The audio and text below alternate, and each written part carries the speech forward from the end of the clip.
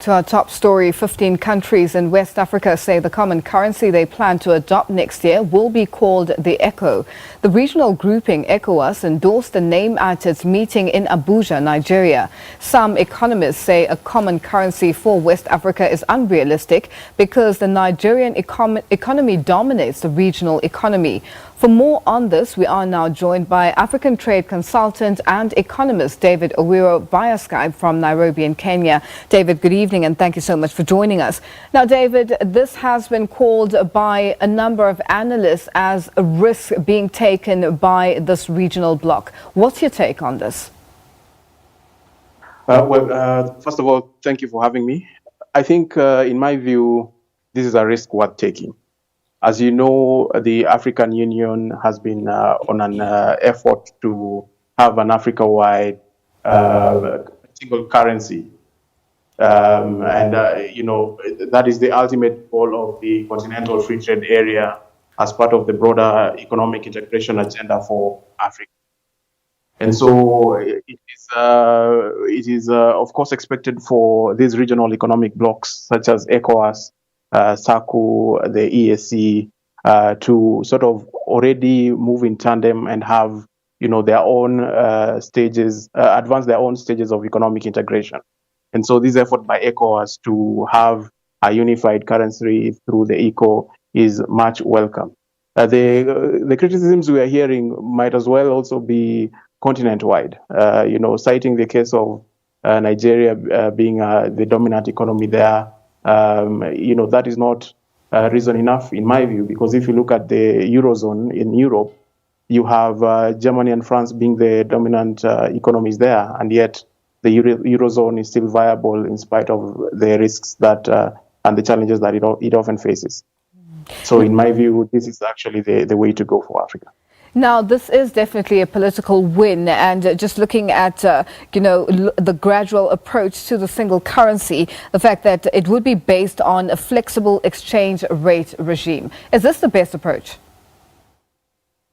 It is the best approach, I think, in my view, because one of the challenges you have is diversified economies at very different stages of economic development. And so having a flexible approach to the currency offers it stability, since there's talk that it would be pegged on the euro. And so if this is indeed the case, that might offer it some stability in terms of being predictable and minimizing shocks that might arise from the diversity of the economies within the West African nations. Should this be a way, in terms of a way forward for the rest of the continent with regards to also looking, you mentioned the fact that there has been talk of a single currency for the African continent. Is this a step in the right direction? And, is this going to be sort of a tester for the rest of the continent? It certainly could be a tester for the rest of the continent. And the reason why this experiment, in my view, is important is that it offers the opportunity for African nations to achieve some uniform economic environment that is attractive and that is stable and that offers confidence to investors, not only domestic investors, but also foreign investors looking to invest on the continent. Because we know with this, with a single currency, there comes with it the aspects of having macroeconomic convergence. So we have to have inflation targeting alongside monitoring or having very strict regulations on fiscal deficits. In addition to having fiscal deficits, we have fiscal deficit levels. We have to have control of our foreign sovereign debt that nations have. And so all this sort of will offer greater economic stability and bring about discipline across the continent or across member states who ascribe to these regional economic communities, so that in the long run there will be much more positive outcomes for these nations. What the major risk that often stands in the way is, of course, when you have rules and regulations that member states do not abide by, as was the case in the Eurozone crisis. We had Greece defaulting on its sovereign debt, and this was happening in an environment where in spite of rules existing for establishing sovereign debt levels, we had GDP to debt ratios that actually went beyond what had been agreed within the EU treaty. And so, we all saw what happened to Greece and the Eurozone crisis that they followed thereafter. And so that is actually the one major risk that, as Africa pursues this, single currency amidst a more economically integrated regional economic community, we therefore have to put in place also a mechanism to ensure that there's fiscal discipline and that regulations are complied with within the bounds of the targets that macroeconomic targets that we do put in place. Now, David, members have sort of been instructed to ensure that their policies and structural reforms are in line to sustain accelerated growth and structural transformation of their economies. Do you think all these, the 15 member states, are they ready? Certainly not. If you look at the macroeconomic convergence criteria that has been suggested, inflation targets below 3%, fiscal deficits of about below levels of 4%, and then GDP to debt to GDP ratios that are below even the African Union finance ministers' agreement of 50%.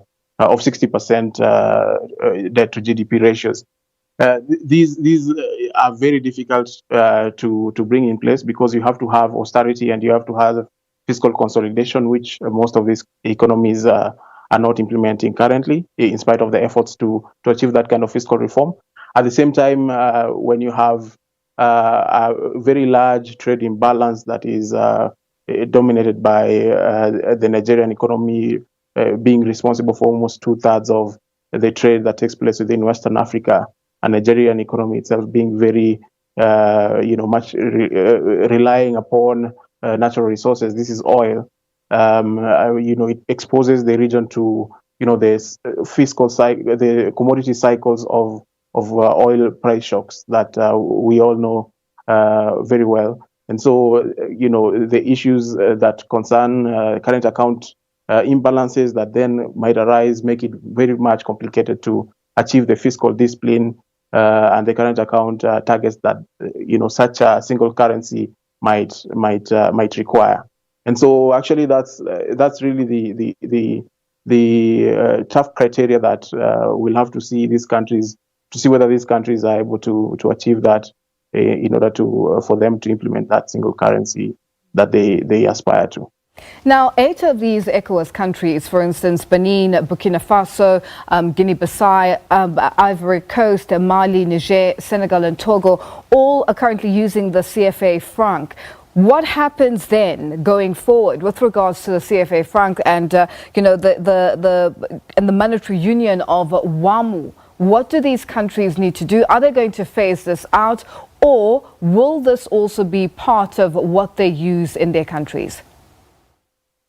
Yes, from the meeting outcome, it seems like they have agreed for WAMU to basically come together under this one umbrella within ECOWAS, within the ECOWAS framework.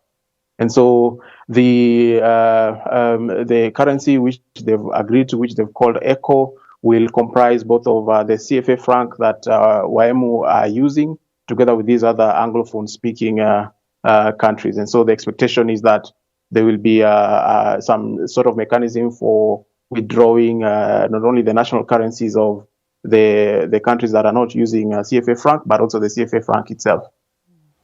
In terms of the time frames, next year is just around the corner. Are they on track? Do you think that they'll be able to make their targeted time frame? It's certainly quite ambitious. It's quite an ambitious target, and it remains to be seen whether they will actually manage to achieve the macroeconomic convergence targets that they've put out for entering into the single currency as per the date they've put as a target. But what we know is, with this initiative, my expectation is that a lot more macroeconomic data will be available in standard formats that enable observers as well as planners and policymakers of that region to be able to plan much better, even if they do not achieve the macroeconomic convergence that they've put in place. At least one positive outcome will be for the community policy making community to have access to this regional data that will then go into allowing them to, perhaps better target, but also better implement the fiscal reforms that are needed to achieve those macroeconomic targets going forward. David, always a pleasure. Thank you so much for joining us. That is David Owiro, and he is an Africa Trade consultant and economist, and he was joining us via